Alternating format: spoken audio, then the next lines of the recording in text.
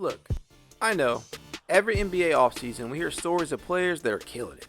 We hear stuff like, he's the first one in the building and last one out, and the coaches in front office rave about him. These are just some of the typical sports cliches that are thrown out on a yearly basis around this time. But every now and then, a player actually comes through and proves these time-tested cliches to be true in both good ways and bad. Whether it be due to finally getting their opportunity to be the lead or overcoming some type of hardship or adversity, sometimes athletes truly live up to the cliche. One of the most used in sports is the game is all mental.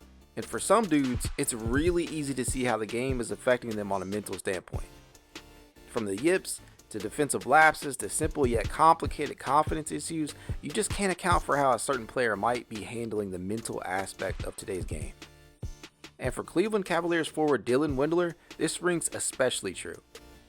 Selected 26 overall back in the 2019 NBA draft, Windler was thought of as a Joe Ingles type, a lengthy player who could space the floor, play make for others, and rebound quite well. After all, he displayed all of these skills while improving his production each season as a 4-year player for the Belmont Bruins, with his best being his senior season in which he averaged highs across the board with 21.3 points per game, 10.8 rebounds, 2.5 assists, and 1.4 steals. But perhaps his best skill, and one that enticed the Cavs enough to take him in the first round, was his ability to knock down the 3-ball. In his 4 seasons with the Bruins, Windler canned 217 total triples, increasing his total each year and finishing with a career 3-point percentage of 40.6. Now, it's one thing for a player to have one good season from beyond the arc. It's a whole other story for a guy to improve year over year in that category. Even with increased volume, he has still managed to improve, when the norm is to typically see those numbers level out. Windler appeared to be a perfect wing for a young Cavaliers team trying to field a competent roster around Darius Garland. John Beilein, Cleveland's coach at the time, said as much at Dylan's introductory press conference. Take a listen. But I felt as soon as, and we felt collectively, as soon as we got Darius with that type of ability, now got to give him more space now, right? And the space comes from Dylan. So it's just having more shooters on the court. And I still got to be able to know how to play, willing to defend, have some quickness about him as well, and all these guys do. But the more shooters you got on the court, that's who's winning right now. There's no question. So what went wrong? Injuries, inconsistent play, which has been followed by, you guessed it, more injuries. His career got off to a rough start as he suffered a stress reaction in his lower left leg during workouts before the start of training camp that would eventually cause him to opt for surgery, which kept him from making his NBA debut during his true rookie season. Then, to make matters worse, he broke his left hand in the team's season opener versus the Charlotte Hornets. Now, that injury kept Windler out until a January 22nd matchup with the Brooklyn Nets in 2021, in which he displayed some of the skills that got him drafted in the first place. He pulled down 6 boards, garnered a steal and assist, and perhaps best of all, he knocked down both of his 3-point attempts in just 16 minutes. In fact, Windler actually had a pretty productive January. Granted, it was just 6 games. He completed over 61.9% of his total field goal attempts. He went 7 of 14 from range, which is good for 50%, and played a decent level of defense. After that came a stretch of games in which he was really inconsistent. He would miss 7 straight threes and then hit 1 or 2. Best thing from that season, though, was a 2-game stretch in which he canned 9 straight threes, looking like the ultra-efficient marksman he had been at Belmont. What happened after that, you may ask? Well, he missed his next 11 attempts. Beginning to see a theme here? It carried on like that until yet again, Windler was sidelined due to ongoing patella tendinopathy concerns, which would require surgery, which ended his rookie season.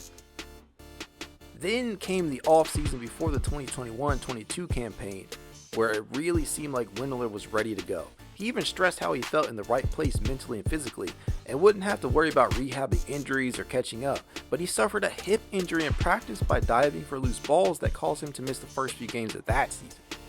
That said, the former Bruin began to start showing signs of life once again following his return. He shot 9 of 20 from range in his first 9 appearances, though he was only seeing the floor for 11.7 minutes per game. Everything seemed to be setting up for him to have a mini breakout, with him getting more opportunities and with the exit of Colin Sexton due to injury. He shined bright in a 13-point performance over the Trailblazers and a 9-point outing against the Knicks, both of which resulted in wins in which he went 6-7 from beyond the arc. He was finally putting together solid appearances, and the Cavs definitely needed it. The inconsistencies had to rear their ugly head though. The Cavs must have realized this since they assigned him to their G League affiliate, the Cleveland Charge, midway through the season, where he actually looked quite productive.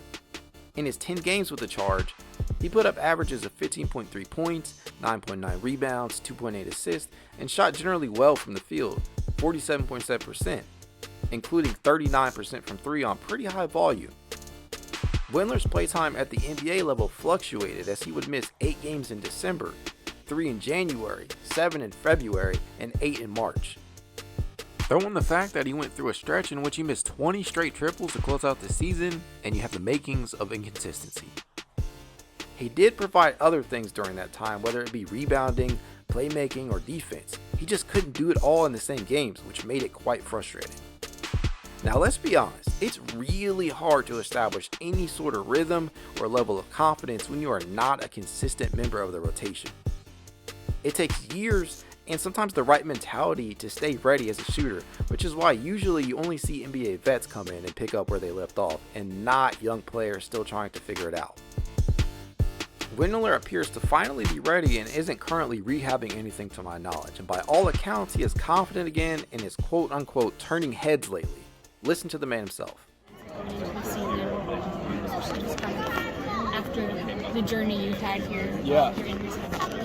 No, I am actually super excited for this year. And honestly, I can say it's probably the most excited I've been since I've been here. It's the first full off season I've had to work out. Last 2 off seasons, 3 off seasons, or whatever, I've been rehabbing surgeries and haven't really been able to work on my game. So I had a great long off season this year, and already in the first couple weeks back, I've been turning some heads. I'm feeling better than ever, physically and mentally. So I'm ready to just attack the season. How does that just sort of being in that mind space, your mental space, just kind of help you like heading into training camp and everything, and it's kind of without trying to like do too much, but just kind of show people where you're at? Yeah, I think physically, being healthy physically makes that a lot easier mentally. When you can do the things you know you can do now, and you can jump off a leg that you weren't able to before, and do a lot of things that you're used to being able to do, but that were kind of taken away from you. It's a great feeling again, being able to play basketball the way you like to play, know you can play, just get back to where I was. Where'd your focus lie this offseason mostly, just as far as your game goes? Really, obviously shooting, footwork, getting my shot off quicker, getting my feet ready to be able to get my shot off quicker, and then really being able to make any shot on any spot on the floor. Playing off the catch, playing off the dribble, being able to play touch with the bigs, and then being able to fly off screens and catch and shoot. So really all the time of that. Looking back at last year, was it helpful for you to at least get some of that G League time to set the stage for this year and get to actually play a little bit last year in that sense? Yeah, I think it's definitely beneficial to play in those games when you're not playing up here.